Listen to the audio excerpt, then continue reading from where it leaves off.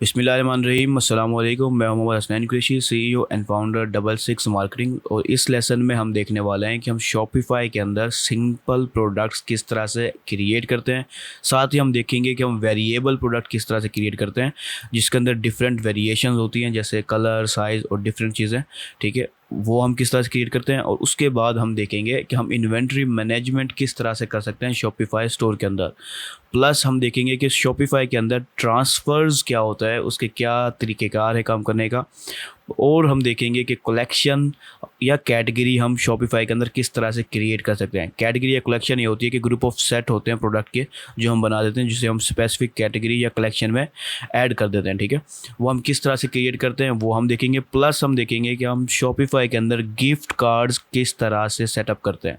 ये सब कुछ हम इस एक लेसन में देखने वाले हैं। तो बगैर टाइम ज़ाया करे हम इस लेसन को स्टार्ट करते हैं। लेकिन उससे पहले अगर आपने अभी तक मेरे चैनल को सब्सक्राइब नहीं किया तो उसे सब्सक्राइब कर लें, और अगर आपको ये लेसन पसंद आए तो इसे लाइक करें और अपने दोस्तों के साथ शेयर करें, ताकि उन्हें भी फ़ायदा हो सके। प्लस अगर आपको कोई भी सवाल है तो बगैर किसी हिचकिचाहट के आप कमेंट सेक्शन में वो सवाल कर सकते हैं।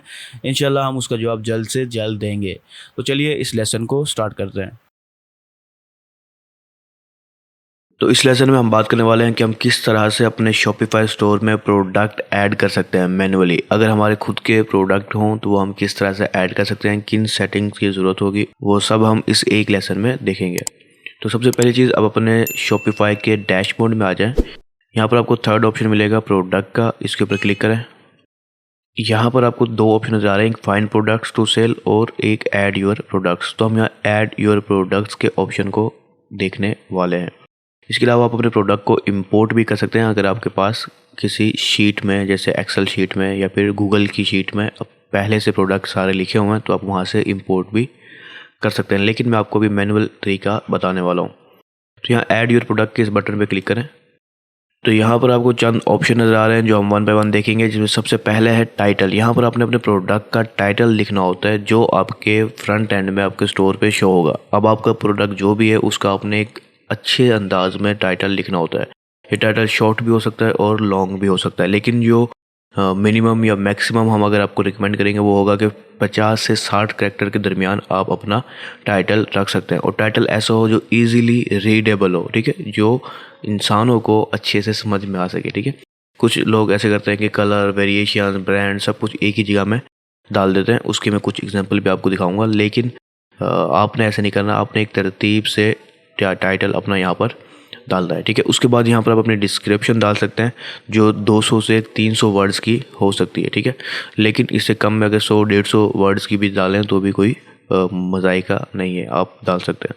लेकिन रिकमेंडेड है कि आप 150 से 200 या 300 वर्ड्स की डिस्क्रिप्शन डालें, जिसमें आप अपने प्रोडक्ट की बेनिफिट्स और फीचर्स वगैरह बता सकते हैं। तो मैं यहाँ पर एक प्रोडक्ट की एग्जांपल के तौर पर टाइटल उठा लेता हूँ। ये प्रोडक्ट है, ठीक है, इसका मैं टाइटल उठा रहा हूँ। अब ये मैंने यहाँ टाइटल आके पेस्ट कर देता हूँ।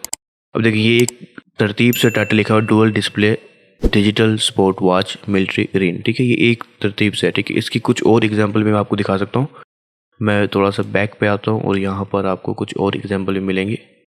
ये एक अच्छे टाइटल की एग्जांपल है। ठीक है, इसके अलावा मैं आपको दूसरे टाइटल की एग्जांपल भी दिखाता हूँ। ये देखें, यहाँ पर आप उसमें लिखा हुआ है Sandra top brand luxury men's watches sports wrist 5 ATM water proof quartz. उसने सब कुछ ऐड कर दिया। ठीक है, तो ये एक अनरीडेबल किस्म की डिस्क्रिप्शन है, जो कि टाइटल है, जो कि रिकमेंडेड नहीं है। ठीक है, डालना चाहे आपकी मर्जी है, लेकिन बेस्ट है कि आप ऐसा टाइटल डालें जो लोगों को पढ़ा भी जा सके और समझ भी आए कि असल में आपका प्रोडक्ट है किस चीज़ का। ठीक है, तो एक अच्छा टाइटल डालें, उसके बाद आप अपनी 200 से 300 वर्ड की डिस्क्रिप्शन डाल सकते हैं, जो आपके प्रोडक्ट के फीचर्स और बेनिफिट्स को बता सकती है। ठीक है, एक चीज़ होगी, ये दो चीज़ें आपने लाजमी डालनी होती है, और ये बेहतरीन है। खास तौर पर डिस्क्रिप्शन, टाइटल के साथ डिस्क्रिप्शन का होना भी ज़रूरी है एक प्रोडक्ट के अंदर।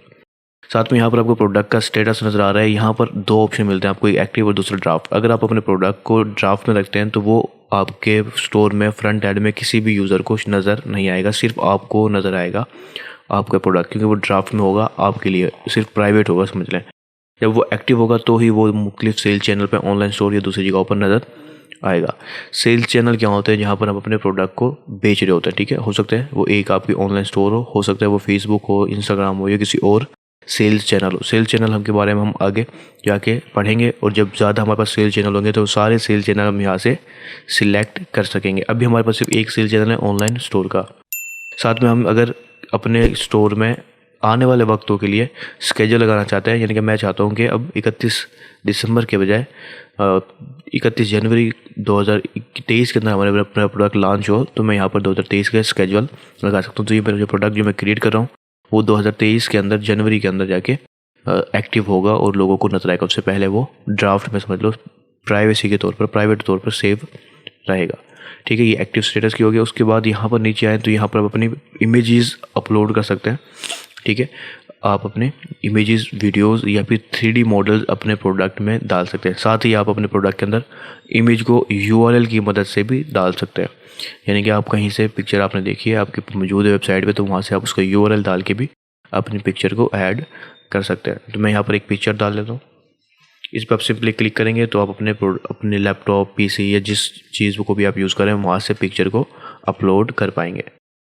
तो ये मैंने एक पिक्चर अपलोड कर दी है। इस एक से ज़्यादा मैं डाल सकता हूँ, जितनी ज़्यादा आप डालेंगे वो फिर प्रोडक्ट की गैलरी में शो होंगे, जिस तरह से यहाँ पर कुछ पिक्चर जो है शो हो रही है। ठीक है, तो जितनी और पिक्चर्स डालेंगे वो सारी आपके प्रोडक्ट की गैलरी में शो होंगी। ये मेन पिक्चर होगी और बाकी प्रोडक्ट की गैलरी में शो होंगी। ठीक है, अच्छा, इसके अलावा यहाँ पर आपको प्रोडक्ट ऑर्गेनाइजेशन का ऑप्शन मिल रहा है, जहाँ पर मैंने वॉचेस को सिलेक्ट किया हुआ है। ठीक है, इसको मैं अनसेलेक्ट करता हूँ और यहाँ देखिए ये जो वॉचेस का ऑप्शन है आपके लिए, ये समझ लें ऐसी कैटेगरीज हैं जो आप जब अपने सेल चैनल जैसे गूगल शॉपिंग या फिर फेसबुक और दूसरे इंस्टाग्राम वगैरह शॉप बनाएंगे तो उस वक्त ये आपके प्रोडक्ट की रिकॉग्नाइजेशन में हेल्प करेगी उन सेल्स चैनल को। ठीक है, तो इसमें से आप अपने प्रोडक्ट के मुताबिक कोई भी कैटेगरी सिलेक्ट कर सकते हैं जो आपके प्रोडक्ट को सूट करे। ठीक है, मिसाल के तौर पर यहाँ पर कुछ सब कैटेगरीज हैं, ये कैटेगरीज हैं जो आपको नज़र आती हैं। यहाँ से मैंने अपैरल और एसेसरीज़ को सिलेक्ट किया, उसके बाद में ज्वेलरी को सिलेक्ट किया और साथ में यहाँ पर मैंने नीचे आके वॉचेस को सिलेक्ट कर लिया। आप सिंपली सर्च करके भी यहाँ से सिलेक्ट कर सकते हैं। उसके बाद प्रोडक्ट टाइप है, मैं वॉचेस के अंदर बता सकता हूँ कि प्रोडक्ट टाइप है। मिसाल के तौर पर स्पोर्ट वॉच, मैंने उसको प्रोडक्ट टाइप बता दी। वेंडर से बता दे सेल करने वाला, तो आप अपने बारे में या फिर अगर आप किसी और की प्रोडक्ट को सेल कर रहे हैं तो वहाँ पर वेंडर के बारे में बता सकते हैं। ठीक है, कलेक्शंस आपकी प्रोडक्ट की कलेक्शन होती हैं, जैसे ये वॉचेस है, वॉचेस फॉर मैन बोल सकता हूँ मैं, वॉचेस फॉर जो है ना स्पोर्ट्स वॉच बोल सकता हूँ। इसकी मैं एक कैटेगरी बना दूँगा अपने प्रोडक्ट के लिए जो लोगों को मदद करेगी कि हमारे प्रोडक्ट को नेविगेट करने के लिए कि कौन सा प्रोडक्ट किस कैटेगरी में है। ठीक है, तो कोई अब आपका क्लाइंट आएगा आपकी वेबसाइट पे तो ईजिली अपने मर्ज़ी की कलेक्शन में जाके अपनी मर्ज़ी का प्रोडक्ट सिलेक्ट कर पाएगा। तो हम अपने नेक्स्ट लेसन में कलेक्शन के बारे में भी देखेंगे। इस वक्त हमारे पास सिर्फ एक ही कलेक्शन है, होम पेज, जो बाय डिफ़ॉल्ट है।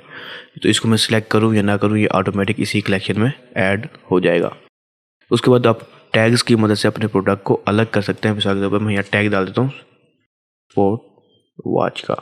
ठीक है, तो मैं यहाँ से स्पोर्ट वॉच के टैग में डाला है, तो नेक्स्ट टाइम अगर मैं किसी और को इस टैग में डालता हूँ तो मैं इससे अपने प्रोडक्ट को ऑर्गेनाइज कर सकूँगा अपने स्टोर के ऊपर। साथ में अगर कोई सर्च करेगा तो ये टैग उसकी सर्चेज़ के साथ अगर मैच कर रहा होगा तो टैग की बुनियाद पर हमारा प्रोडक्ट हमारे स्टोर की सर्चेज़ में शो होगा। ठीक है, तो लोगों के लिए नेविगेट करने में आसानी पैदा करेगा, इसलिए आप यहाँ पर टैग भी डाल सकते हैं अपने प्रोडक्ट के मुताबिक। तो अब हम प्राइसिंग के सेक्शन में आ जाते हैं। यहाँ पर आपको दो प्राइस नज़र आ रही है, एक प्राइस और दूसरा कंपेयर एट प्राइस।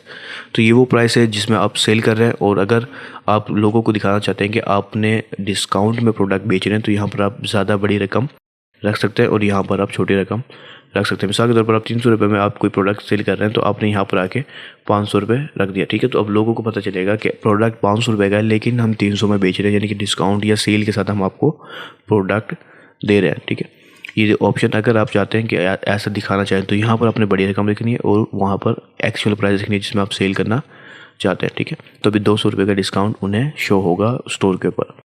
ठीक है, साथ में यहाँ पर आपको एक ऑप्शन नज़र आ रहा है charge tax on this product. अगर आप इस प्रोडक्ट में टैक्स भर रहे हैं, ठीक है, तो हो सकता है सेल्स टैक्स वगैरह, तो आप इसको सिलेक्ट कर लें ताकि आप आगे सेल्स कलेक्ट कर सकें, टैक्स कलेक्ट कर सकें। यहाँ पर आपको ऑनलाइन स्टोर की प्रोडक्ट के अंदर थीम टेम्पलेट मिल रहे हैं, लेकिन ये बाय डिफ़ॉल्ट प्रोडक्ट का सिलेक्ट है जो बाय डिफ़ॉल्ट सेटिंग है। ठीक है, हम आगे कस्टमाइजेशन में इसको देखेंगे, अभी हमारे पास कोई और टेम्पलेट नहीं है। अच्छा, उसके बाद यहाँ पर आपको कॉस्ट पर आइटम नज़र आ रही है, ये सिर्फ आपको शो होगा बैक एंड के ऊपर।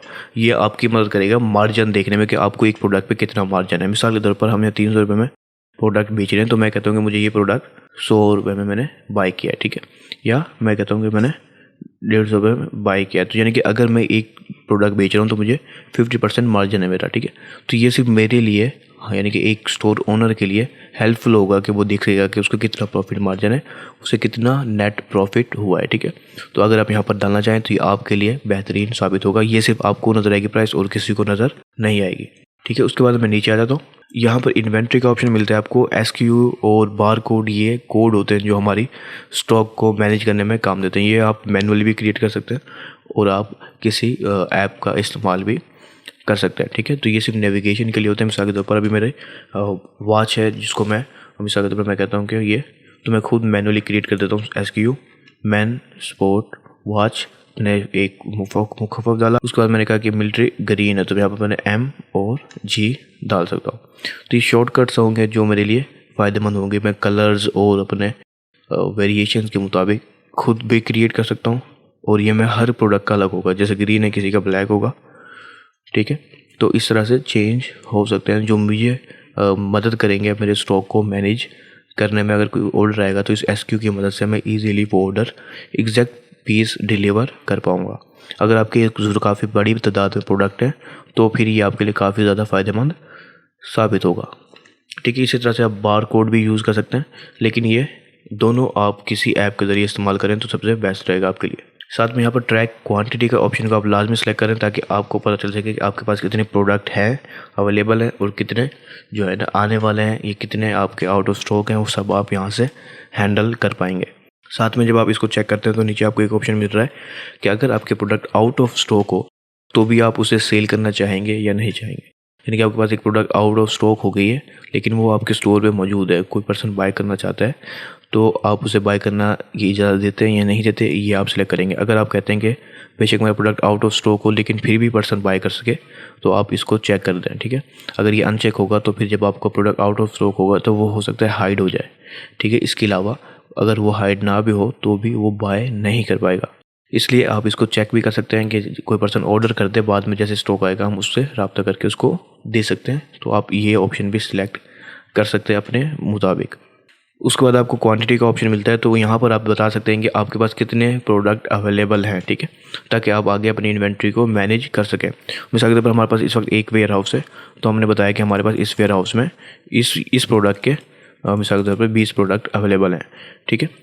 तो इसको हम बाद में कम ज़्यादा कर सकते हैं इन्वेंट्री के अंदर, ठीक है। तो वो हम अपने आने वाले लेसन में देखने वाले हैं। उसके बाद यहाँ पर हमें एक ऑप्शन मिलता है शिपिंग का। अगर हमारा प्रोडक्ट किसी का प्रोडक्ट डिजिटल प्रोडक्ट हो तो वो इसको अनचेक कर दे तो उसका प्रोडक्ट डिजिटल रहेगा। अगर उसका प्रोडक्ट फिजिकल है, उसकी शिपिंग उसने करनी है तो वो उसको यहाँ से चेक कर दे। साथ में वो अपने प्रोडक्ट का वेट बता सकता है कि उसके प्रोडक्ट का शिपिंग के साथ जब वो पैक कर देगा तो उसका कितना वेट है, तो ये आगे उसके लिए शिपिंग मैनेज करने में आसानी पैदा करेगा। यहाँ पर वो कस्टम की इंफॉर्मेशन डाल सकता है। अगर वो कस्टम्स ड्यूटी वगैरह पे करते हैं तो वो आपको अपने कंट्री के मुताबिक वगैरह दूसरी चीज़ों के मुताबिक आपको पता होगा, तो उसके हिसाब से आप यहाँ पर सिलेक्ट कर सकते हैं। यहाँ पर एक और ऑप्शन आपको मिलता है ऑप्शंस का, ठीक है। ये ऑप्शन आपको वेरिएशन क्रिएट करने में मदद करता है। अगर एक ही प्रोडक्ट की काफ़ी सारी वेरिएशन जैसे कलर और साइज़ वगैरह की, तो उस वक्त आप इसको चेक करेंगे और आप मुख्तलिफ चीज़ें डाल सकेंगे। लेकिन ये हम आने वाले लेसन में सीखेंगे कि हम किस तरह से एक वेरिएशन प्रोडक्ट क्रिएट करते हैं।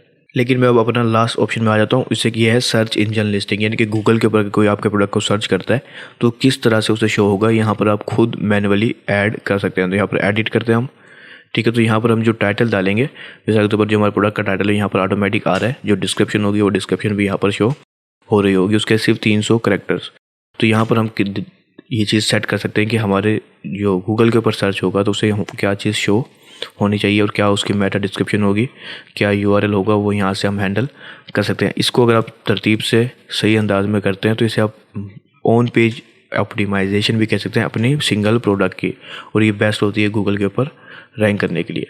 तो यहाँ पर हमारी तकरीबन सारी सेटिंग ऑलमोस्ट कंप्लीट हो गई। अब जब आप ये सारी डिटेल्स डाल चुके होंगे तो आपने सेव कर देना है। आपको जो प्रोडक्ट है वो एक्टिव हो जाएगा और आपकी वेबसाइट के ऊपर, आपके स्टोर के ऊपर शो होगा और कोई भी पर्सन उसे बाय कर पाएगा जो प्रोडक्ट आपने, जो प्राइस आपने रखी होगी।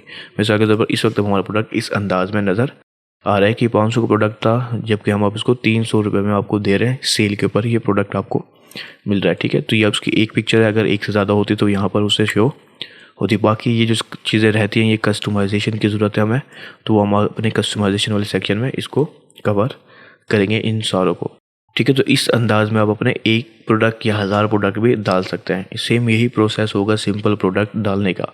हम अपने नेक्स्ट लेसन में देखेंगे कि हम किस तरह से वेरिएशन प्रोडक्ट क्रिएट करते हैं।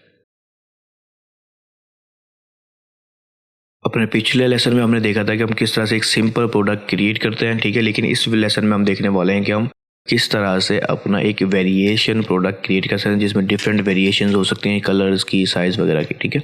तो ये हमारा एक सिंपल प्रोडक्ट है। मैं दोबारा से ऐड प्रोडक्ट के इस ऑप्शन पर क्लिक करता हूँ।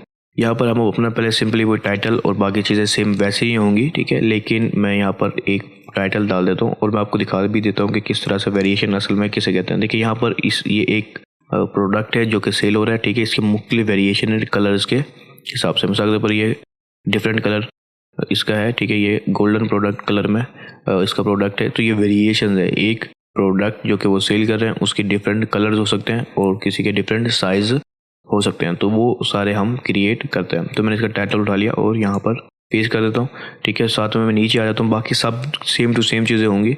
मैं यहाँ पर आपको URL के ज़रिए भी पिक्चर डालना सिखा देता हूँ। यहाँ पर ऐड फ्रॉम URL पे क्लिक करें। यहाँ पर अब आपने URL डालना है अपनी इमेज का या फिर वीडियो का। तो मैं इस URL को कॉपी करके यहाँ पर डाल देता हूँ, ठीक है। ये मैंने यहाँ पर डाला और ऐड फाइल कर देता हूँ, ठीक है। ये मेरे प्रोडक्ट की जो इमेज थी वो यहाँ से यहाँ पर आ गई है, ठीक है। बाकी सारी सेटिंग बिल्कुल सेम रहेगी, बस आपने वेरिएशन क्रिएट करने के लिए यहाँ पर थोड़ा सा नीचे आना है और ऑप्शंस के अंदर इस बॉक्स को चेक कर देना है। अब यहाँ पर आप डिफरेंट वेरिएशंस क्रिएट कर सकते हैं। मिसाल के तौर पर यहाँ पर आपने पहले वेरिएशन का नाम रखना है साइज़ या कलर, जो भी है आपने। मिसाल के तौर पर इस प्रोडक्ट के हिसाब से हमारा कलर है, लेकिन आप डिफरेंट स्टाइल को सिलेक्ट कर सकते हैं। उसके बाद ऑप्शन दे सकते हैं कि अब आपने मिसाल के तौर पर ग्रीन के अंदर या फिर ब्लू के अंदर आप वैल्यू डाल रहे हैं कि ये ब्लू होगा, ठीक है। उसके अलावा आपके पास जितने भी कलर हैं वो आप यहाँ पर डाल सकते हैं, ठीक है। तो आप उन सबको यहाँ पर डाल दें। मैं अभी सिर्फ 3 डाल रहा हूँ, उसके बाद डन कर देता हूँ। अब मेरे पास ये 3, एक कलर के अंदर 3 वेरिएशन बन गए कि कलर के मेरे पास 3 वेरिएशन है, ठीक है।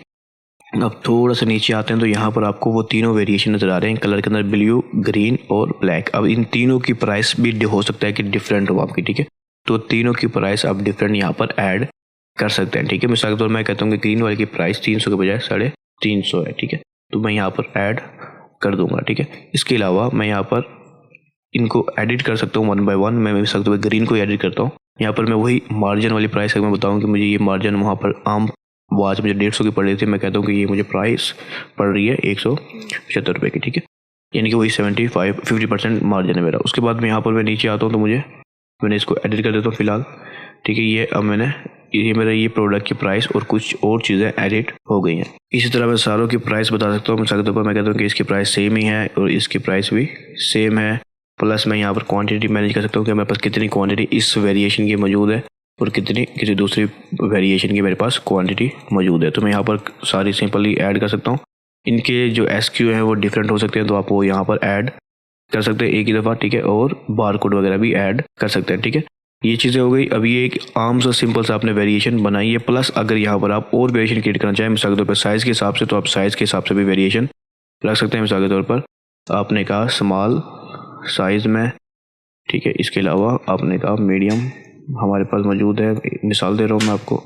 प्लस आपने कहा लार्ज, ठीक है। हो सकता है आपकी कोई अपैरल वाला कर रहा हो तो आप यहाँ पर इस अंदाज में डाल सकते हैं, ठीक है। अब ये एक और वेरिएशन मेरी क्रिएट होगी, एक कलर के हिसाब से थी, दूसरी साइज़ के हिसाब से। उस साइज़ के अंदर भी 3 डिफरेंट वेरिएशन है, तो अब वो सारे हमारे पास कलर आ गए। यानी कि अब हमारी एक वेरिएशन थी ब्लू के अंदर स्मॉल भी होगा, मीडियम भी होगा, लार्ज भी होगा, ठीक है। तो आप तीनों की प्राइस हो सकती है डिफरेंट हो। अगर डिफरेंट नहीं है तो आप ऐसे छोड़ सकते हैं, वरना डिफरेंट है तो आप उन सब की यहाँ पर डाल दें, क्वांटिटी मैनेज कर सकते हैं, उनके SKU और वगैरह वगैरह सब चीज़ें आप यहाँ से क्रिएट अलग अलग डाल सकते हैं, ठीक है।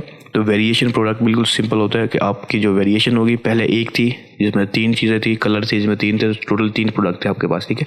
लेकिन अब उसमें साइज़ का भी फ़र्क है, तो 3 को 3 से मल्टीप्लाई कर दें, टोटल 9 अब आपके पास वेरिएशंस मौजूद हैं, ठीक है। तो आपने वो सारों को फिर हैंडल करना होगा। तो इस अंदाज में हम वेरिएशन को क्रिएट करते हैं। मैं इसे सेव कर देता हूँ। ठीक है, ये हमारा एक वेरिएशन प्रोडक्ट क्रिएट हो गया। ठीक है, तो मैं अब इसको अगर विजिट करता हूँ तो हमारा जो प्रोडक्ट है वो कुछ इस अंदाज में नज़र आएगा। ठीक है, कि इसके 3 डिफरेंट कलर्स हैं और 3 डिफरेंट साइज़ में हमारे पास ये वॉच अवेलेबल है। ठीक है, तो इस अंदाज में हम एक वेरिएशन प्रोडक्ट क्रिएट करते हैं अपने शॉपिफाई स्टोर के अंदर। इस वीडियो में हम बात करने वाले हैं अपने शॉपिफाई स्टोर के ऊपर हम किस तरह से इन्वेंट्री को मैनेज करते हैं। इन्वेंट्री से मुराद आपके पास कितने प्रोडक्ट जो है अवेलेबल है, उनकी कितने स्टॉक अवेलेबल है, कौन सा प्रोडक्ट आउट ऑफ स्टॉक है या आने वाला है या जाने वाला है, सब कुछ आप इन्वेंट्री में मैनेज करते हैं। तो सिंपली आप इन्वेंट्री के प्रोडक्ट के नीचे आपको इन्वेंट्री का ऑप्शन मिलता है, इस पर आप क्लिक करें। यहाँ से आप सारे प्रोडक्ट की इन्वेंट्री को एक ही जगह पर मैनेज कर सकते हैं। ठीक है, अब ये आपके सारे प्रोडक्ट्स हैं जिनकी मुख्तलिफ वेरिएशन हो सकती हैं, वो सारी आपको यहाँ पर नज़र आएंगे। ठीक है, उनके मुख्तलिफ SKUs हो सकते हैं, वो सारे आपको यहाँ पर नज़र आएंगे। ठीक है, कितने प्रोडक्ट अवेलेबल हैं वो भी आपको यहाँ पर नज़र आएंगे। ठीक है, किस प्रोडक्ट के कितने अवेलेबल हैं और कितने आने वाले हैं, और ठीक है यहाँ पर आप उसको मैनेज कर सकते हैं, और कितने आपके कमिटेड हैं वो सारे आप यहाँ पर। कमिटेड से मुराद आपके कितने ऑर्डर इस वक्त मौजूद हैं जो अनफुलफिल है, यानी कि अभी ऑर्डर आ गए लेकिन आपने वो ऑर्डर प्रोडक्ट को सेंड नहीं किया, फुलफिल नहीं किया। ठीक है, तो वो आपको यहाँ पर नजर आएंगे। वैसे अगर 10 प्रोडक्ट हैं और 5 ऑर्डर आपके पास अवेलेबल हैं इस वक्त, तो आपने ये 10 प्रोडक्ट में से 5 को सेंड करना है। ठीक है, तो यानी कि आपके पास जो एक्चुअल प्राइस एक्चुअल क्वान्टिटी है वो सिर्फ 5 अवेलेबल है।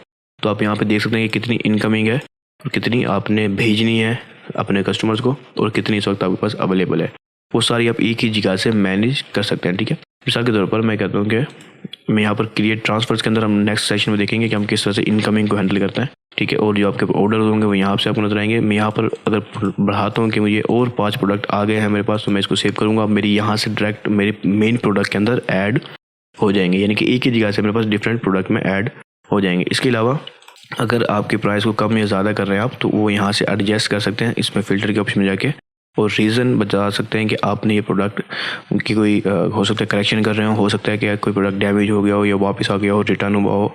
ठीक है, तो जो भी वजह हो सकती है जिसकी वजह से आपका प्रोडक्ट की जो स्टॉक है वो बढ़ रहा है, आप उसको सिलेक्ट जो है ना यहाँ पर मेंशन कर सकते हैं, वरना आप सिंपली यहाँ से डायरेक्ट कम या ज़्यादा कर दें तो कोई मसला आपके लिए नहीं है। और अगर आप इसकी रीज़न भी मेंशन करना चाहें तो आप कर सकते हैं, वो आपकी अपनी मर्ज़ी पर है। ठीक है, तो इस अंदाज में आप एक ही जगह से सारे प्रोडक्ट की इन्वेंट्री को मैनेज कर सकते हो, और जो आपके लिए बहुत ही ज़्यादा आसान हो जाएगा। मिसाल के तौर पर कोई प्रोडक्ट की इन्वेंट्री आपकी 2 से कुछ कम हो जाती है, तो आपको ये बता रहा होगा कि ये प्रोडक्ट जो है ना आउट ऑफ स्टॉक होने वाला है, या फिर ये काफ़ी ज़्यादा करीब है स्टॉक इसका एंड होने वाला है। तो आप यहाँ पर ईजिली उसको बढ़ा या कम कर सकते हैं, और आपको एक ही जगह से पता चल रहा होगा कि आपने किस तरह से इन्वेंट्री करना है। प्लस आपको यहाँ पर फिल्टर का ऑप्शन मिलता है, इस फिल्टर में आके आप देखेंगे तो आपको कुछ और ऑप्शन मिल जाते हैं, जैसे अवेलेबिलिटी को आप चेक देख सकते हैं, प्रोडक्ट की टाइप के मुताबिक अपने प्रोडक्ट को सारे को फिल्टर कर सकते हैं, प्रोडक्ट वेंडर के हिसाब से, टैग के हिसाब से जो हमने यूज़ किया था, और अवेलेबल क्वांटिटी के हिसाब से आप अपने प्रोडक्ट को देख सकते हैं। मिसाल के तौर पर इसमें मैं क्लिक करता हूँ तो अब यहाँ पर देख सकते हैं कि जिस प्रोडक्ट की प्राइस मिसाल के तौर पर क्वांटिटी 2 से कम है, मुझे वो प्रोडक्ट दिखा तो सिर्फ वही प्रोडक्ट दिखेगा। 2 से कम से मुराद ऐसे प्रोडक्ट हैं आपके जो बहुत ही ज़्यादा स्टॉक उनका तकरीबन एंड होने वाला है। ठीक है, या फिर एंड हो चुका है, तो आपको क्या है, आपने देखना है कि ये प्रोडक्ट एंड होने वाला है या एंड होने हो चुका है, फ़ौरन के फ़ौरन आप उसको रीस्टॉक कर सकते हैं, बाय कर सकते हैं, और जहाँ से भी आपका सप्लायर है। ठीक है, तो आप एक ही जगह से देख सकते हैं कि आपने मिसाल के तौर पर अब आप देख सकते हैं कि कुछ प्रोडक्ट जिसके 10 या उससे ज़्यादा हैं वो मुझे प्रोडक्ट दिखा। ठीक है, तो वो आपको प्रोडक्ट यहाँ पर नज़र आने चाहिए कि मोर देन कितने प्रोडक्ट आपके पास अवेलेबल है। एग्जैक्ट वैल्यू में आया तो मैं रेंज की बात कर रहा हूँ, फिर इसके बाद एग्जैक्ट वैल्यू में आए तो हमने कहा कि 10 जिसके प्रोडक्ट हैं की वैल्यू 10 है वो मुझे दिखा। तो अभी ये 2 प्रोडक्ट हैं जिनके 10 इस वक्त अवेलेबल है। तो यहाँ पर फिल्टर में आपको काफ़ी सारे ऑप्शन मिलते हैं जो आप 1 बाय 1 ट्राई कर सकते हैं। मिसाल के तौर पर मैं फ़िल्टर अनचेक करता हूँ, और अब आप देखें कि मैंने फ़िल्टर में अवेलेबिलिटी के बजाय क्वांटिटी के बजाय अब मैं प्रोडक्ट टाइप पर रख देता हूँ, तो मैं प्रोडक्ट की टाइप के हिसाब से देख सकता हूँ। लेकिन हमारे पास सिर्फ एक ही सेम टाइप के प्रोडक्ट मौजूद हैं, इसलिए हमारे पास डिफरेंट टाइप प्रोडक्ट मौजूद नहीं है। ठीक है, इसके अलावा प्रोडक्ट वेंडर के हिसाब से हमारे पास सिर्फ एक ही वेंडर है, वो नया सीखो। इसके अलावा अगर आपके एक से ज़्यादा हैं, हो सकता है आप ड्रॉप शिपिंग प्रोडक्ट या स्टोर है आपका, तो यहाँ पर ज़्यादा भी हो सकते हैं। आप उन सप्लायर के हिसाब से भी अपने प्रोडक्ट को अरेंज कर सकते हैं, और आप इजीली अपने प्रोडक्ट की सारी इन्वेंट्री को एक ही जगह से मैनेज कर सकते हैं, और ये काफ़ी ज़्यादा आसान बना देते हैं आपके ई कॉमर्स के स्टोर को संभालने के लिए, ताकि आपको पता होता है कि कितने प्रोडक्ट आपके पास इस वक्त हैं, कुछ आउट ऑफ स्टॉक हैं, कुछ आउट ऑफ स्टॉक होने वाले हैं, कुछ आने वाले हैं, सब कुछ आप एक ही जगह से ईजिली आप मैनेज कर लेते हैं। प्लस अगर आपके एक से ज़्यादा वेयर हाउस हैं तो आप एक से ज़्यादा वेयर हाउस को भी के मुताबिक ही प्रोडक्ट को हैंडल कर सकते हैं कि इस वेयर हाउस में इतने प्रोडक्ट हैं, इस दूसरे वेयर हाउस में इतने प्रोडक्ट हैं। इस अंदाज से आप इजीली उन्हें मैनेज कर सकते हैं। इस लेसन में हम बात करने वाले हैं शॉपिफाई ट्रांसफ़र्स की, कि शॉपिफाई ट्रांसफ़र्स क्या होता है और उससे हमें क्या बेनिफिट्स मिलते हैं या क्या आसानियाँ होती हैं, वो हम सब इस लेसन में डिस्कस करेंगे। तो सबसे पहली चीज़, आप प्रोडक्ट्स के सेक्शन में आ जाएं और यहाँ पर आपको ट्रांसफ़र्स का ये ऑप्शन मिलेगा। इससे पिछले लेसन में मैं आपको इन्वेंट्री बता चुका हूँ, यहाँ पर हम अपनी इन्वेंट्री को हैंडल करते हैं। ठीक है, हमारे जितने भी प्रोडक्ट्स होते हैं उसमें कितने प्रोडक्ट्स अवेलेबल हैं और कितने आने हैं, वो सब हम हैंडल करते हैं। तो उसी से रिलेटेड ये ट्रांसफर है। यहाँ पर हम हैंडल करते हैं कि हमारे जो सप्लायर्स हैं, जाहिर सी बात है जब हमारा ई-कॉमर्स स्टोर होता है तो मुख्तलिफ सप्लायर्स होते हैं, उनसे हम ऑर्डर किया हुआ होता है हमने अपने मुख्तलिफ प्रोडक्ट जो हमारे कम होते हैं स्टॉक के अंदर। तब हम यहाँ से उन सारे सप्लायर से उसकी हर प्रोडक्ट की क्वांटिटी को मैनेज कर सकते हैं यहाँ से, कि कितने हमारे जो प्रोडक्ट्स हैं वो आने वाले हैं और हमारे किस डेस्टिनेशन में, किस वेयर हाउस में आने वाले हैं, अगर हमारे एक से ज़्यादा लोकेशन है। तो ये सब चीज़ें हम इस ट्रांसफ़र से हैंडल करते हैं। वैसे ये एक यहाँ पर ऑलरेडी क्रिएट हुआ है जो मैंने कुछ टाइम पहले किया था शायद, लेकिन मैं आपको न्यू क्रिएट करना दिखाता हूँ। अगर आप न्यू होंगे तो यहाँ पर आपको बड़ा सा बटन नजर आएगा क्रिएट ट्रांसफ़र का, वरना आप यहाँ पर सिंपली क्रिएट ट्रांसफ़र के इस बटन पर क्लिक करें। अब यहाँ पर आप ओरिजिन सेलेक्ट कर सकते हैं जहाँ से आपका जो है ना पार्सल, यानी कि आपको जो सप्लायर है, आपके जो प्रोडक्ट है वो आने हैं, वो ओरिजिन यहाँ से सिलेक्ट कर सकते हैं। और ये आपका वो वेयर हाउस होगा, अगर आपके एक से ज़्यादा लोकेशन होगी तो सारे यहाँ पर शो होगी। हम लोकेशन के सेक्शन में इसके बारे में समझेंगे कि लोकेशन हम कैसे क्रिएट करते हैं। तो इस वक्त सिर्फ हमारी ये एक लोकेशन है, ठीक है, जो ऑलरेडी बाय डिफ़ॉल्ट सिलेक्ट है। यहाँ पर हम हमारे जितने भी सप्लायर होंगे वो ऑटोमेटिक सेव हो सकते हैं। ये एक सप्लायर पहले का बना हुआ है, लेकिन मैं आपको बताता हूँ कि हम किस तरह से अपने सप्लायर की डिटेल्स फिल करते हैं। तो सिंपली इस पर क्लिक करें और यहाँ पर क्रिएट न्यू सप्लायर के इस ऑप्शन पे क्लिक करें। यहाँ पर अब अपने सप्लायर के बारे में बताएंगे जिससे आपको ऑर्डर्स आने हैं। मिसाल के ऊपर हो सकता है कुछ सप्लायर आपके जो है ना पुराने हो और वो रेगुलर बेसिस पे आप वहाँ से प्रोडक्ट मंगवाते हो, तो आप उनकी डिटेल्स यहाँ पर सारी सेव कर लेंगे। नेक्स्ट टाइम आपको बार बार इसको सेव करने की ज़रूरत नहीं पड़ेगी। तो आप यहाँ पर आप कोई भी रख सकते हैं। मिसाल के तौर पर मैं इसमें रख देता हूँ CD, मैं कहता हूँ कि ये हमारा सप्लायर है, ठीक है, उसका मैं एड्रेस लिख देता हूँ। मैं यहाँ पर स्ट्रीट सेलेक्ट करता हूँ कोई, ठीक है, मैंने लाहौर का लिख दिया है। जैसे मैंने लाहौर की एड्रेस बाय डिफ़ॉल्ट आ रहा था सजेशन में, तो आप लिखेंगे तो हो सकता है आपके भी सजेशन में बाय डिफ़ॉल्ट आ रहा हो।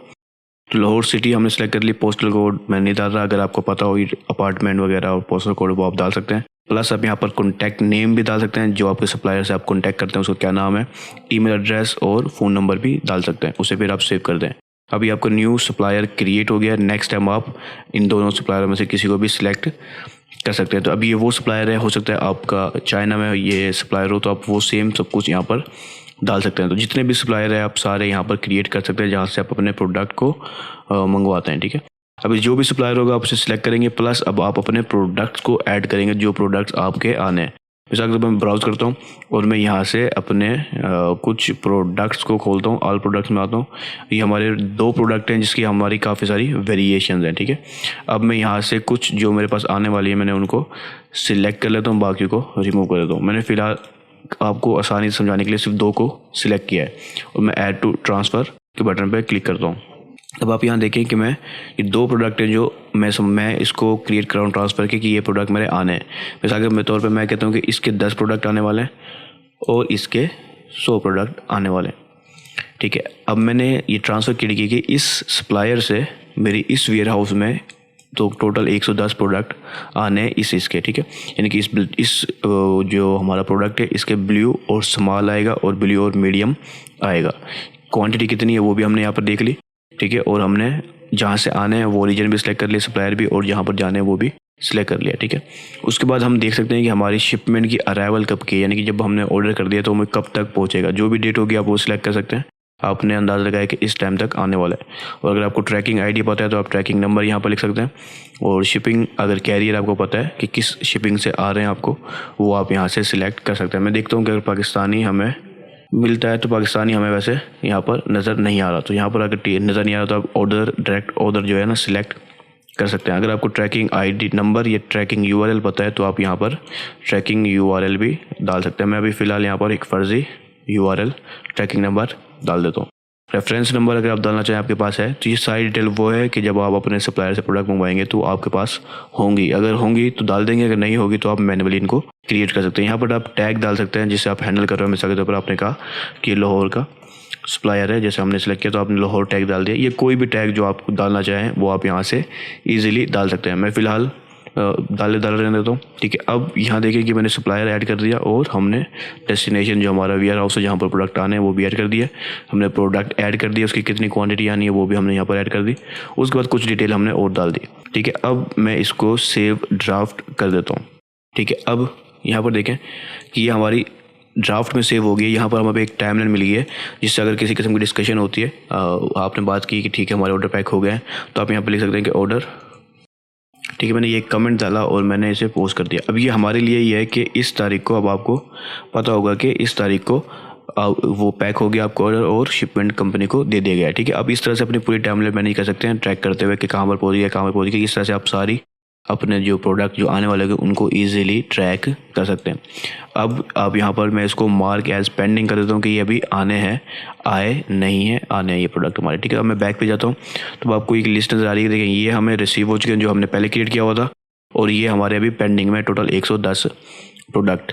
तो मैं इसको वक्त के साथ, जैसे आपको पता है कि एक्सपेक्टेड जनवरी 6 को है, तो अगर आपकी उस वक्त प्रोडक्ट आ जाते हैं आप चेक कर सकते हैं कि ठीक है इस प्रोडक्ट के हमारे 10 आने थे, 10 के 10 हमें रिसीव हो गए, और इसके हमारे 100 आने थे, वो 100 के 100 हमें रिसीव हो गए। अगर हो गए तो फिर आप इसको मार्क डाउन कर सकते हैं रिसीव इन्वेंट्री वो, ठीक है। इस पर आप रिसीव इन्वेंट्री पे आप क्लिक करें। यहाँ पर आपको कुछ और एक्शन मिलते हैं डुप्लीकेट बनाने का और डिलीट करने का, ठीक है। इसके अलावा आप एडिट भी कर सकते हैं दोबारा से प्रोडक्ट को, वरना आप रिसीव इन्वेंट्री पे क्लिक करें।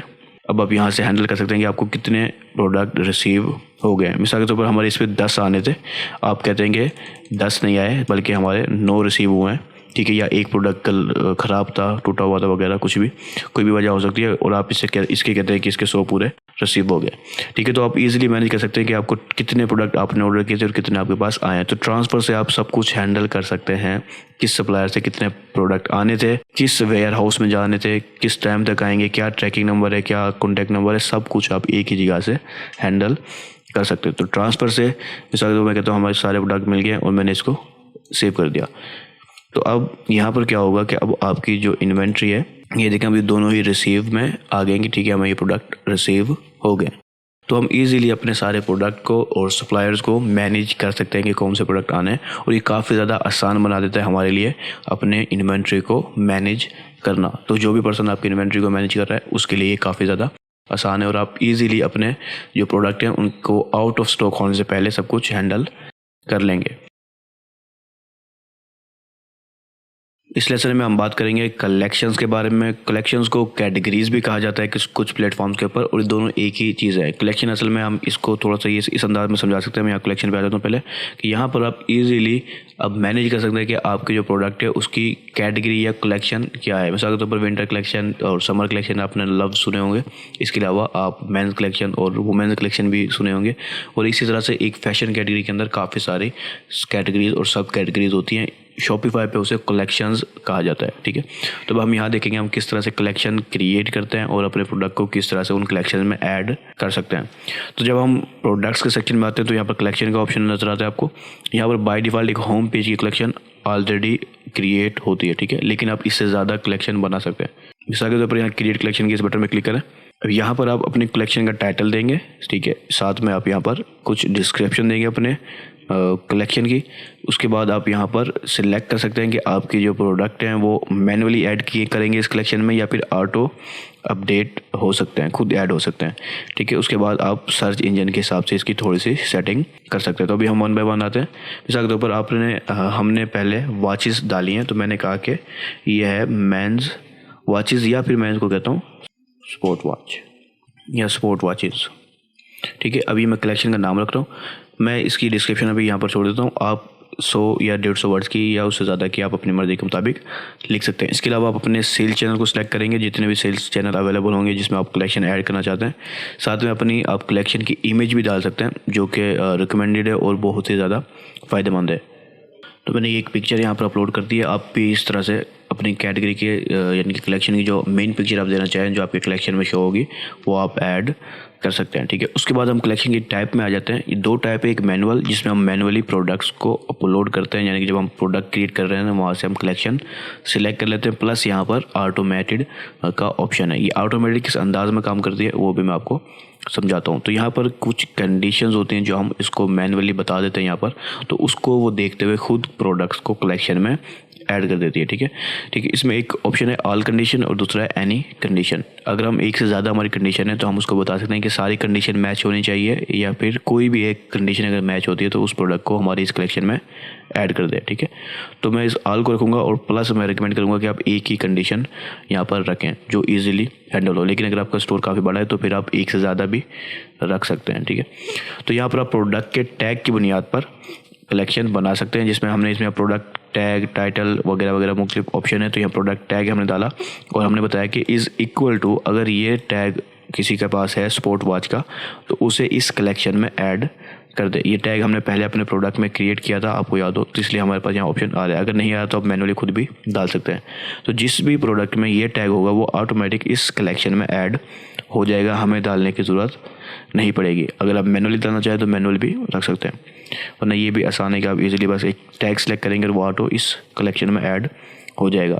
उसके बाद हम सर्च इंजन लिस्टिंग में आते हैं। यहाँ पर बड़ा सिंपल है, आपने अपने जो टाइटल रखा है कलेक्शन का उसको थोड़ा सा हैंडल करते हैं कि किस तरह से वो गूगल के ऊपर नज़र आना चाहिए, प्लस आप डिस्क्रिप्शन यहाँ पर लिख सकते हैं 320 कैरेक्टर्स की, ठीक है। और अपने URL को हैंडल कर सकते हैं। ये जो URL है ये SEO के लिए काफ़ी ज़्यादा अहमियत रखता है, इसलिए हमने स्पोर्ट्स वॉच ऐसे ही रहने देते हैं।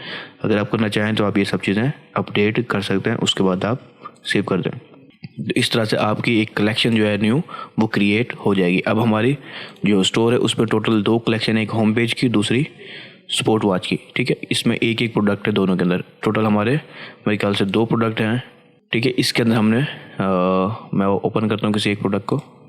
अब यहाँ पर आप देखें कि यहाँ पर आपको कलेक्शन नज़र आ रही है। इस कलेक्शन में होम पेज में भी ऐड है और स्पोर्ट वॉच में भी ये ऐड है, और ऑटो कलेक्शन के तौर पर क्योंकि हमारा टैग था स्पोर्ट वॉच इसमें, तो इसलिए ऑटो वो उस कलेक्शन में ऐड हो गया। तो मैं इसे होम पेज से निकाल देता हूँ और सिर्फ स्पोर्ट वॉच में रहने देता हूँ, वरना होम पेज में भी डालना चाहूँ तो मैं डाल सकता हूँ, ठीक है। ये दोनों में मौजूद रहेगा। इसके अलावा हम तो अपने दूसरे प्रोडक्ट में आते हैं और यहाँ पर देखते हैं कि ये हमारा प्रोडक्ट ऐड नहीं हुआ उस कलेक्शन में। इसकी वजह क्या है? बहुत ही सिंपल सी वजह है कि इसमें हमने टैग नहीं डाला हुआ। इसमें हम टैग डालते हैं, मिसाल के तौर पर स्पोर्ट वॉच का जो हमारे ऑलरेडी क्रिएट है, अब मैं इसको ऐड करता हूँ और मैं इसे सेव कर देता हूँ, ठीक है। तो अब हम देखते हैं कि ये हमारा कलेक्शन में जो है ना ऐड होगा या नहीं होगा। अभी हमारे पास यहाँ पर एक होम पेज बाय डिफ़ॉल्ट आ रही है क्योंकि ये मैनुअल है, ठीक है। मैं इसको इस होम पेज में भी डाल देता हूँ, उसके बाद मैं वापस बैक पे आ जाता हूँ और मैं इसे बैक पे आके रिफ़्रेश करने की ज़रूरत नहीं पड़ी।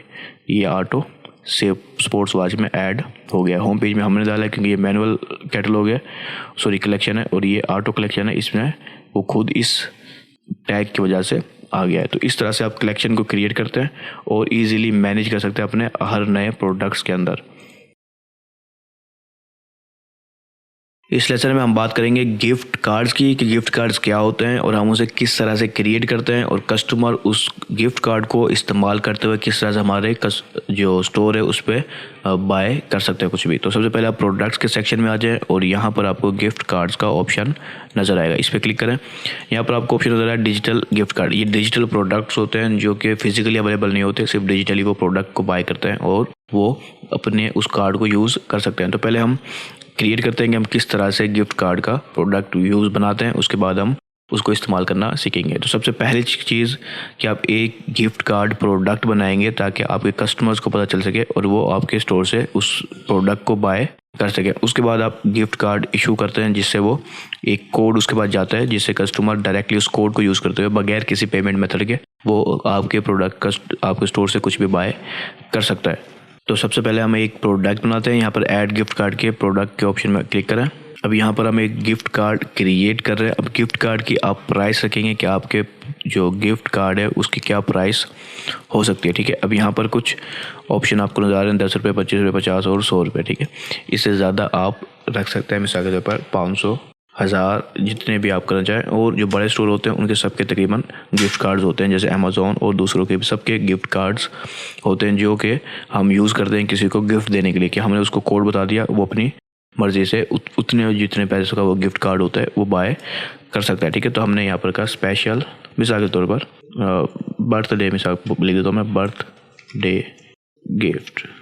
ठीक है, अब मैं यहाँ पर कार्ड का ऑप्शन भी नहीं दे रहा। तो अब मैंने क्या किया, अभी मेरे गिफ्ट कार्ड, उसके बाद मैं डिस्क्रिप्शन लिख दूंगा।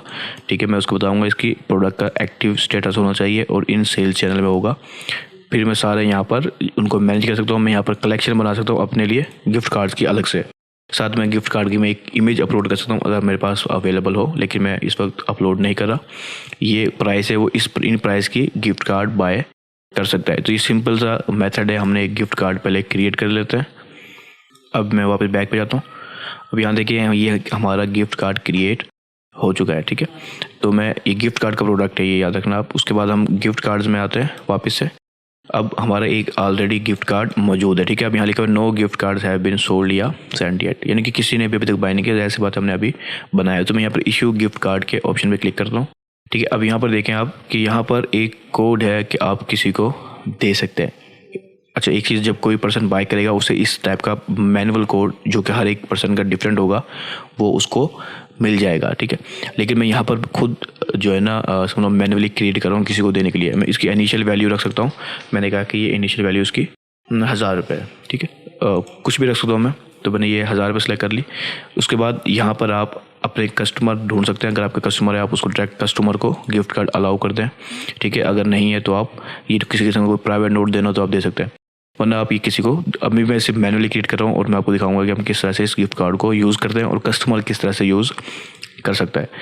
हर गिफ्ट कार्ड की एक्सपायरेशन डेट भी हो सकती है और नहीं भी हो सकती है। तो अगर आप इसकी एक्सपायरी डेट नहीं रखना चाहते तो आप इसको नो सेलेक्ट कर लें, वरना आप सेट एक्सपायरेशन डेट पे क्लिक करें और आप बता सकते हैं कि ये गिफ्ट कार्ड वो अगले 5 साल तक यूज़ कर सकते हैं। इसमें से किसी टाइम 5 साल के दरमियान वो यूज़ कर लेगा, उसके बाद वो एक्सपायर हो जाएगा।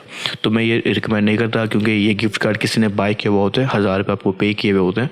तो वो जब भी परचेज़ करना चाहे वो कर ले, ना करना चाहे तो उसकी मर्ज़ी है, लेकिन एक्सपायरी नहीं होनी चाहिए। ठीक है, लेकिन अगर आप एक्सपायरी रखना चाहें तो वो आपकी अपनी मर्ज़ी पर है। आप कुछ भी एक्सपायरी डेट रख सकते हैं, 1 साल, 2 साल, 5 दिन, 10 दिन, जितनी भी आप रखना चाहें। मैं इसको नो एक्सपायरी डेट रख लेता हूँ और इसको मैं एक्टिवेट कर लेता हूँ। इस कोड को मैं कॉपी कर लेता हूँ। यह 1000 वैल्यू का कोड है, इसको मैंने एक्टिवेट किया। अभी हमारा जो कोड है ये इशू हो चुका है और ये एक्टिव है। अगर कोई इसको अभी तक इसने किसी ने भी यूज़ नहीं किया है, अगर कोई यूज़ करता है तो ये नज़र आएगा। अब मैं आपको ज़रा सा इसका डेमो दिखाता हूँ। ठीक है, ये कोड इस वक्त एक्टिव है।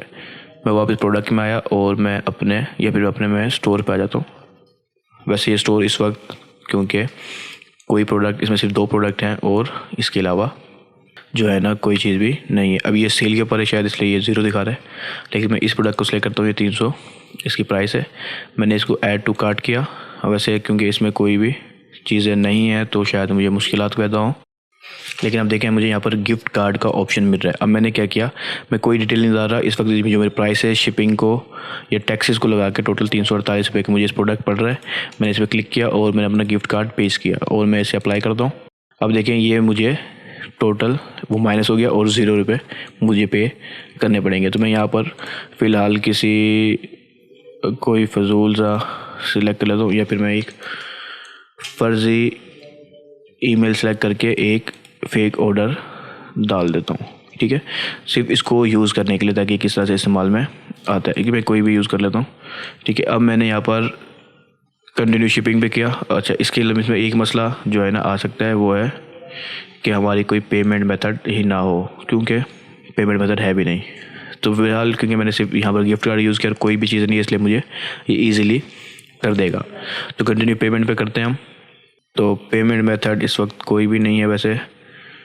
अच्छा देखिए, यहाँ पर ऑप्शन आ रहा है कि आपके पेमेंट मेथड नहीं है, क्योंकि अभी हम आगे पेमेंट मेथड जो है ना इंटीग्रेशन सीखेंगे। तो जब ये इंटीग्रेशन सीखेंगे तो मैं उस वक्त आपको ये इस्तेमाल भी सिखाऊंगा कि आप जब ये कार्ड कोई बाय कर चुका होगा, उसके पास वो कोड में 1000 रुपये हैं, तो उसने 348 रुपये का कोई चीज़ बाय कर ली। तो अब जब वो बाय कर लेगा तो बाकी जो रिमेनिंग प्राइस होगी वो उसको उसके गिफ्ट कार्ड में नज़र आएगी कि आपके गिफ्ट कार्ड में अब इतना बैलेंस अवेलेबल है, ठीक है। यहाँ से 348 पे कट जाएंगे, जो बाकी बचेगा वो यहाँ पर शो होगा। तो इस तरह से हम गिफ्ट कार्ड्स क्रिएट करते हैं।